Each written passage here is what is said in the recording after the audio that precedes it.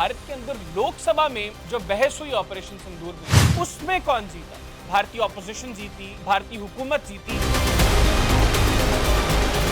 भारतीय वजीर दाखिला अमित शाह ने एक बयान दिया, मैं दुनिया को बता देना चाहता हूं कि कोई हिंदू दहशतगर्द नहीं हो सकता। जो ऑपरेशन सिंदूर पे लोकसभा के अंदर बहस हुई, सबसे पहले तो ऑपरेशन सिंदूर पर लोकसभा में कोई बहस ना हो। भारत की आवाम ये जान चुकी है कि पाकिस्तान के शाहीनों ने 6 भारतीय जहाज गिराए। पाकिस्तान ने भारत की 26 मिलिट्री इंस्टॉलेशंस को तबाह, पहलगाम टेरर अटैक को सबने कंडेम किया। ये कामयाब पॉलिसी थी तुम्हारी। पाकिस्तान के खिलाफ किसी एक मुल्क से तुम कोई स्टेटमेंट नहीं दिलवा सके। जो जिन लोगों से उनकी मुलाकातें हुई, वहां से भी वो कोई स्टेटमेंट नहीं लेकर आ सके। फ्रांस की भी जलालत जो है वो तुम्हारी वजह से हुई। तो क्या किया तुमने? क्या पॉलिसी थी हमारी दिफा, क्या स्ट्रेटजी थी, किस हिकमत अमली के तहत हमने पाकिस्तान के साथ जंग लड़ी? बिस्मिल्लाहिर्रहमानिर्रहीम, अस्सलाम वालेकुम व्यूअर्स, मैं हूं हैदर हयात खान और आप देख रहे हैं पब्लिक न्यूज डिजिटल। 2-3 बड़ी इंपॉर्टेंट चीजें आज के व्लॉग में कवर करेंगे। एक तो इसमें कोई शक नहीं है, किसी को शक नहीं है कि पाकिस्तान और भारत के दरमियान ये जो हालिया जंग हुई, इसमें पाकिस्तान ने फैसला कुन बरतरी हासिल की। लेकिन अभी हाल ही में भारत के अंदर लोकसभा में जो बहस हुई ऑपरेशन सिंदूर में, उसमें कौन जीता? भारतीय ऑपोजिशन जीती, भारतीय हुकूमत जीती? इसके ऊपर एक एनालिसिस करेंगे इस व्लॉग के अंदर। फिर भारतीय वजीर दाखिला अमित शाह ने एक बयान दिया कि मैं दुनिया को बता देना चाहता हूं कि कोई हिंदू दहशतगर्द नहीं हो सकता। इस बयान के बाद काफ़ी कंट्रोवर्सी खड़ी होगी है भारत में। इस व्लॉग में मैं आपको बताऊंगा कि आज की तारीख में इस खित्ते का सबसे बड़ा दहशतगर्द एक हिंदू है, और वो कौन है वो भी मैं इस व्लॉग में आपको बताऊंगा। सबसे पहले बात करें जो ऑपरेशन सिंदूर पे लोकसभा के अंदर बहस हुई। सबसे पहले तो जो भारतीय हुकूमत है उसकी ये कोशिश थी कि ऑपरेशन सिंदूर पर लोकसभा में कोई बहस ना हो। इनफैक्ट वो चाहते थे कि गोदी मीडिया पर भी वही लोग बात करें, वही लोग आकर अपना मौक़िफ़ पेश करें जो मोदी के गुण गाए, जो कहें जी कि मोदी ने कमाल कर दिया, मोदी ने पाकिस्तान के साथ वो सलूक किया जो तारीख के अंदर कोई वज़ीर आज़म भारत का नहीं कर सका पाकिस्तान के साथ। इस तरह की बातें जो कर सकते थे, हत्तल इम्कान कोशिश थी भारतीय हुकूमत की भी, गोदी मीडिया की भी, कि उन लोगों को स्क्रीन पर लाया जाए, उनका मौक़िफ़ सामने आए। कोई शख्स ये सवाल ना करे कि इस ऑपरेशन में भारत की नाकामी की वजूहात क्या थी, इस ऑपरेशन में भारत को किन नुकसानात को भारत को बर्दाश्त करना पड़ा, इसके ऊपर कोई बात ना करे। तो इसमें नाकामी हुई भारतीय हुकूमत को, मोदी हुकूमत को। एक स्टेप आगे बढ़े, सोशल मीडिया पे चूंकि चीज़ें बहुत ज़्यादा डिस्कस हुई, तो अब प्रेशर बनना शुरू हो गया मोदी हुकूमत पर, क्योंकि वो तो चाहते थे कि डिस्कशन ना हो, लेकिन जितना वो दबाने की कोशिश कर रहे थे उतनी ज़्यादा डिस्कशन सोशल मीडिया पर हो रही थी, और वो जितना चीज़ों को कम सामने लेकर आने की कोशिश कर रहे थे, दुनिया की वजह से वो चीज़ें सामने आ रही थी। जिस तरह उन्होंने कोशिश की कि जो जहाज़ों का नुकसान था, 3 राफेल्स, एक MiG-29, एक Su-30, एक मिराज 2000, वो सामने ना आई है नुकसान भारत का। लेकिन अब अमेरिकी सदर ने खुद आकर ये बातें करना शुरू कर दी। अच्छा, अब सोशल मीडिया पर लोगों ने अपने अपने अंदाज में एनालिसिस दिया, भारत के नुकसानात को बताया, एक और बहस भारत में छिड़ गई, और वो चंद लोग जो मोदी के साथ खड़े थे वो भी अब मोदी के खिलाफ होना शुरू हो गए। अच्छा, फिर जब ऑपरेशन सिंदूर पर बहस होना थी, उससे पहले गोदी मीडिया ने अब ये नैरेटिव लेना शुरू कर दिया कि अगर कोई शख्स मोदी के खिलाफ बात कर रहा है तो वो गद्दार है। अगर कोई शख्स ऑपरेशन सिंदूर पर सवाल उठा रहा है, इसका मतलब है कि वो भारतीय फौज के भी खिलाफ है, वो भारत के भी खिलाफ है, और वो गद्दार है। ये नैरेटिव बिल्डिंग गोदी मीडिया ने शुरू कर दी कि शायद इस प्रेशर के अंदर अब आकर ऑपरेशन सिंदूर पर बहस ना हो। लेकिन बावजूद इसके ऑपोजिशन ने कहा कि नहीं, हम लोगों ने ये टोपी ड्रामे देख लिए गुज़श्ता 11 साल, अब ये नहीं देखेंगे। भारतीयों ने भी कहा जी कि बड़ा सुन लिया, ये सब कुछ बड़ा बर्दाश्त कर लिया, ये कि नहीं बोलना कुछ, अगर बोले तो फंस जाएंगे, ये कहेंगे गद्दार हो गए हैं, यहाँ पर गोदी मीडिया हमारे खिलाफ हो जाएगा। उन्होंने कहा यार बहुत हो गया, अब हमें फैक्ट्स चाहिए, हमें बताओ तुमने अरबों खरबों रुपए किधर गर्क किए हैं। पाकिस्तान आया, तुमने हमला किया, उन्होंने दिफा के अंदर तुम्हारा बेड़ा गर्क कर दिया, तो किया क्या तुमने हमारे साथ? ये जब प्रेशर बना, फाइनली ऑपरेशन सिंदूर पर बहस हुई, और बहस से एक दिन पहले भारत की सिक्योरिटी फोर्सेस ने वो काम कर दिया जो 3 माह में वो नहीं कर सके।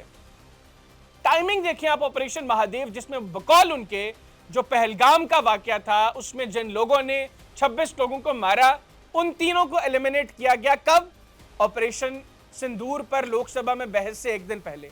ताकि मोदी की जो साख है जो तबाह होती जा रही है उसको थोड़ा सा बहाल किया जाए, हमें कुछ तो मिले, कोई तो मंजन हो हमारे पास जिसको हम लोकसभा में जाकर बेच सकें। अब वहां पे क्या चीज थी? जयशंकर भारत का एक्सटर्नल अफेयर्स का मिनिस्टर, अमित शाह भारत का होम मिनिस्टर, राजनाथ सिंह भारत का वजीर दिफा और भारत का वजीर आजम नरेंद्र मोदी, सरेंडर मोदी जो आपका दिल करता है आप उसको कहें, और भारत का ऑपोजिशन लीडर राहुल गांधी, इन 5 लोगों की तकरीरें बहुत मैटर करती हैं। वैसे तो ऑपोजिशन के हर रुकन ने जो वहां पर बात की वो इंडियन पब्लिक की पल्स उन्होंने जाहिर कर दी कि आज भारत की आवाम क्या सोच रही है। भारत की आवाम आज ये सोच रही है, भारत की आवाम ये जान चुकी है आज कि इस हालिया पाक भारत जंग में पाकिस्तान ने भारत को शिकस्त दी है। भारत की आवाम आज ये जान चुकी है कि पाकिस्तान के शाहीनों ने, पाकिस्तान की फिजाइया ने भारतीय फिजाइया को मनोमट्टी तरह दफन कर दिया। भारत की आवाम ये जान चुकी है कि पाकिस्तान के शाहीनों ने 6 भारतीय जहाज गिराए। आज भारत की आवाम ये भी जान चुकी है कि 250 से ज्यादा फौजी लाइन ऑफ कंट्रोल पर पाकिस्तानी फौज ने भारत के एलिमिनेट किए। आज भारत की आवाम ये भी जान चुकी है कि पाकिस्तान ने भारत की 26 मिलिट्री इंस्टॉलेशंस को तबाह किया। और ये सारी बातें, ये तमाम बातें भारत की ऑपोजिशन के लोगों ने लोकसभा के अंदर की। इसी का खौफ था मोदी को कि ये सारी चीजें जब लोकसभा में डिस्कस होंगी तो जिन लोगों को नहीं पता उनको भी पता चलेगा, हमारी मजीद बदनामी होगी, हमें मजीद हजीमत का सामना करना पड़ेगा। लेकिन अब ये चीज मुकद्दर में लिखी जा चुकी है मोदी के। ये मोदी के फॉल का वक्त जो है वो शुरू हो चुका है। आप अनकरीब भारत में देखेंगे कि इसको इक्तदार से निकाल बाहर कर दिया जाएगा, क्योंकि आज भारतीयों के सामने मोदी बुरी तरह एक्सपोज हो गया। अब हुआ क्या? जयशंकर जो भारत के एक्सटर्नल अफेयर्स का मिनिस्टर है, उससे बुनियादी तौर पर सवाल क्या कर रही है ऑपोजिशन?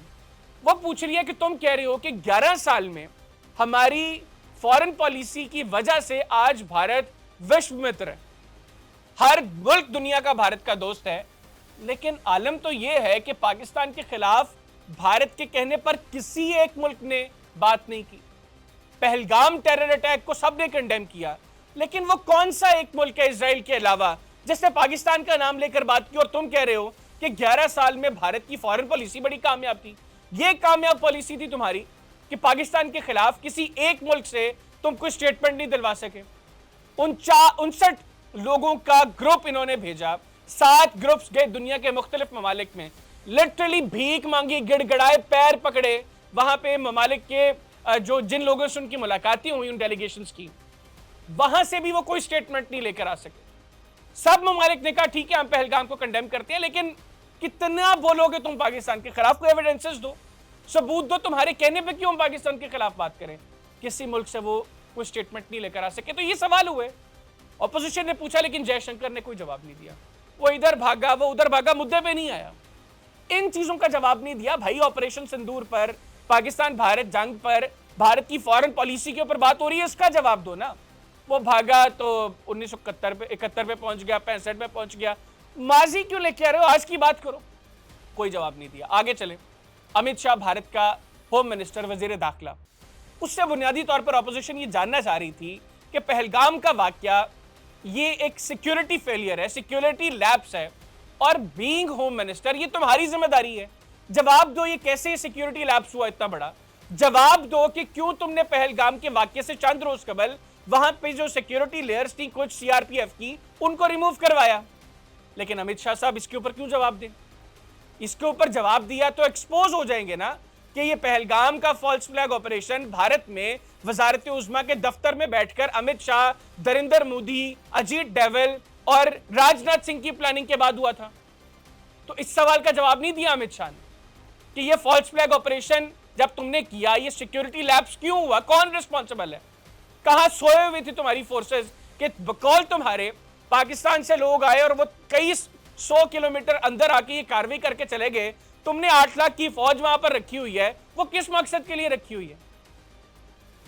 तो इसका जवाब अमित शाह के पास नहीं था, लिहाजा उसने इधर उधर छलांगे मारी, इस मुद्दे के ऊपर उसने भी कोई बात नहीं की। आगे आ जाए, राजनाथ सिंह भारत का वजीर दिफा, बुनियादी तौर पर मोदी के बाद अगर किसी को रगड़ना चाहिए था वहां पर तो वही राजनाथ सिंह था, जिसने अरबों डॉलर्स भारतीयों के जाया करवाए। अब वहां पर ऑपोजिशन क्या पूछ रही है और क्या जानना चाहती है? ऑपोजिशन चाहती है कि राजनाथ सिंह बात करे कि भारत के ये 5-6 जहाज जो गिरे हैं ये क्यों गिरे? तुम तो कह रहे थे कि राफेल आ जाते, हमारे पास 2019 में होते तो अभिनंदन का जहाज ना गिरता, जो पाकिस्तान ने दूसरा भारतीय पायलट जहन्नुम वासिल किया था 2019 में, वो वाकया ना होता, तो अब तो राफेल था, तुमने वो भी गिरवा दिए। तुमने फ्रांस की भी जलालत जो है वो तुम्हारी वजह से हुई। तो क्या किया तुमने? क्या पॉलिसी थी हमारी दिफा की? क्या स्ट्रेटजी थी? किस हिकमत अमली के तहत हमने पाकिस्तान के साथ जंग लड़ी? लेकिन इसका कोई जवाब राजनाथ सिंह के पास नहीं था। इधर उधर के झूठ उसने भी बड़े मारे, लेकिन जो बुनियादी नुक्ता था, जो कोर मुद्दा था, उसके ऊपर राजनाथ सिंह ने कोई बात नहीं की कि किस तरह इस जंग के अंदर भारत को शिकस्त हुई है। पहले पहलगाम का फॉल्स फ्लैग ऑपरेशन, उसमें वो लोग किस तरह आए। सेकेंडली, तुमने पाकिस्तान पर हमला किया, पाकिस्तान ने अपने दिफा में तुम्हारे जहाज गिरा दिए, पाकिस्तान ने तुम्हारी 26 मिलिट्री इंस्टॉलेशंस को तबाह कर दिया। ये सब कुछ कैसे हो गया? तुम्हारा जो दिफाई बजट है वो पाकिस्तान के दिफाई बजट से 10 गुना बड़ा है, और तुम्हारी फिजाइया जिसको मनोमट्टी तले दफन किया पाकिस्तान ने, उसका बजट पाकिस्तान के पूरे दिफा के बजट से ज्यादा है। बावजूद इसके तुम्हारी लिमिटेशंस एक्सपोज हो गई। और इसका जिक्र तो प्रवीण सानी साहब भी बार बार कर रहे हैं कि ये मिथ थी कि भारत कन्वेंशनली, भारत की मिलिट्री जो है वो पाकिस्तान की मिलिट्री से मजबूत थी। ये मिथ थी। भारत में मौजूदा हुकूमत की इस ऑपरेशन सिंदूर के फैसले ने इस मिथ को भी खत्म कर दिया। आगे चलते हैं। नरेंद्र मोदी, भारत का वजीर आजम, सरेंडर मोदी, जो आपका दिल करता है आप उसको कहें। अब ये भारतीय जानना चाहते थे, ऑपोजिशन इससे सवाल कर रही थी कि जनाब, एक तो ऊपर जो बाकी तुम्हारे वजीर जवाब नहीं दे सके, इसका जवाब चलो तुम आके दे दो। राहुल गांधी ने चैलेंज किया राहुल गांधी ने कि मोदी साहब, तुम्हारी तकरीर मेरी तकरीर के बाद है, अपनी तकरीर में आकर बताओ कि डोनाल्ड ट्रंप सच बोल रहा है या तुम सच बोल रहे हो। तुम झूठे हो कि डोनाल्ड ट्रंप झूठा है? अगर तुम सच्चे हो, वो झूठा है, तो आके कहो कि Donald Trump is a liar. कहो ये बात। तुम कहते हो मैं बड़ा बहादुर हूं, मेरी 56 इंच की छाती है, तो क्यों ट्रंप के आगे तुम्हारी 56 इंच की छाती 26 इंच की हो गई है? क्यों तुम ट्रंप के आगे ये आकर हमारी लोकसभा में आकर ये बात नहीं कर सकते? 140 करोड़ लोगों के वजीर आजम हो तुम, किस चीज का खौफ है तुम्हें? तुम आकर कहो कि ट्रंप झूठा है। लेकिन यहां पर भी मोदी फेल। राहुल के चैलेंज को एक्सेप्ट नहीं किया। 14 मरतबा अपनी तकरीर के अंदर नेहरू का जिक्र कर दिया, डोनाल्ड ट्रंप का जिक्र एक बार नहीं किया। अच्छा, लोग जानना चाहते थे कि चलो राजनाथ सिंह नहीं बोला, अमित शाह नहीं बोला, जयशंकर नहीं बोला, तुम ही आके बता दो हमारे जहाज क्यों गिरे? किस तरह पाकिस्तान ने गिरा दिया हमारे जहाज?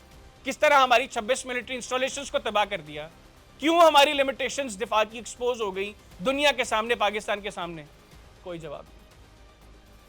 इधर उधर की बकबक, इधर भागो उधर भागो, मुद्दे पे आकर कोई बात नहीं। अब आप लोग ये फैसला करें, आपके नजदीक ये जो बहस हुई भारत की लोकसभा के अंदर, इसमें कौन जीता? मैंने सारे फैक्ट्स आपके सामने रख दिए। ऑपोजिशन क्या मुतालबा कर रही थी, हुकूमत की तरफ से क्या बातें हुई। अच्छा, राहुल गांधी कोई पाकिस्तान से मोहब्बत नहीं करता, उसके दिल में भी पाकिस्तान के लिए नफरत भरी होगी, लेकिन कम से कम अपने लोगों की आवाज तो उठाई है उसने। लेकिन मोदी के पास कोई जवाब नहीं है। आगे चलते हैं। अमित शाह ने एक बयान दिया, उसने कहा जी मैं दुनिया को बता देना चाहता हूं कि कोई हिंदू जो है वो दहशतगर्द नहीं हो सकता। जनाब प्रज्ञा सिंह ठाकुर, अभी चंद रोज कबल ही आपकी सुप्रीम कोर्ट ने उसको बरी किया 17 साल बाद मालेगांव ब्लास्ट केस में, जिसमें 6 नमाजी मस्जिद में जो नमाज पढ़ रहे थे वो हलाक हुए थे। किसने प्लांट किया था वो बम? जिस मोटरसाइकिल पर वो बम प्लांट किया गया वो प्रज्ञा सिंह ठाकुर की मलकियत था। प्रज्ञा सिंह ठाकुर की मुसलमानों से जो नफरत है वो भारत में किसी से ढकी छुपी नहीं है। वो दहशतगर्द है ये जिसने बाबरी मस्जिद को शहीद करने में भी बुनियादी किरदार अदा किया था। और ये ओपन केस था, सबको पता था कि प्रज्ञा सिंह ठाकुर इसके अंदर इन्वॉल्व है मालेगांव ब्लास्ट के अंदर, लेकिन आपकी सुप्रीम कोर्ट ने उसको बरी कर दिया। और आपके नजदीक ये दहशतगर्दी नहीं है? आपके नजदीक 6 मुसलमानों का कत्ल, 6 नमाजियों का कत्ल, ये दहशतगर्दी नहीं है? आप लोगों के अंदर इस कदर नफरत भरी हुई है मुसलमानों को लेकर कि आप लोग जो है उस नफरत में इतने आगे बढ़ गए हैं कि आप हर तरह की बात उनके खिलाफ कर देते हैं। आप यकीन करेंगे कि भारत का वजीर दाखिला लोकसभा में अपनी तकरीर के अंदर अखिलेश यादव जो समाजवादी पार्टी के लीडर हैं उनको क्या टॉन्ट कर रहा है? उनको ये टॉन्ट कर रहा है कि अखिलेश यादव को इस चीज पर तकलीफ है कि जो 3 लोग हमने एलिमिनेट किए पहलगाम वाक़े से मुतालिक वो मुसलमान। अब ये भारत का वजीर दाखिला ये बात कर रहा है, इतनी नफरत इनके दिल में मुसलमानों के लिए। फिर मैंने आपसे आगाज में कहा था कि मैं आपको बताऊंगा कि इस खित्ते का सबसे बड़ा दहशतगर्द वो हिंदू है। नाज़रीन, उसका नाम है नरेंद्र दामोदर दास मोदी, जो भारत का वजीर आजम है। इस रीजन का सबसे बड़ा दहशतगर्द, जो गुजरात में मुसलमानों का कातिल था, गुजरात के कसाई के नाम से दुनिया इसको याद करती थी। और अभी मकबूजा कश्मीर में जो कुछ उसने किया, जो पंजाब में खालिस्तान की वजह से सिखों के साथ कर रहे हैं, जो कुछ मणिपुर में हो रहा है, 7 सिस्टर स्टेट्स में हो रहा है, इसका सबका जिम्मेदार सबसे बड़ा दहशतगर्द इस खित्ते का नरेंद्र दामोदर दास मोदी भारत का वजीर आजम है, जिसको आज दुनिया दरिंदर मोदी और सरेंडर मोदी के नाम से याद करती है। इजाजत दीजिए, अल्लाह हाफिज। पाकिस्तान हमेशा जिंदा।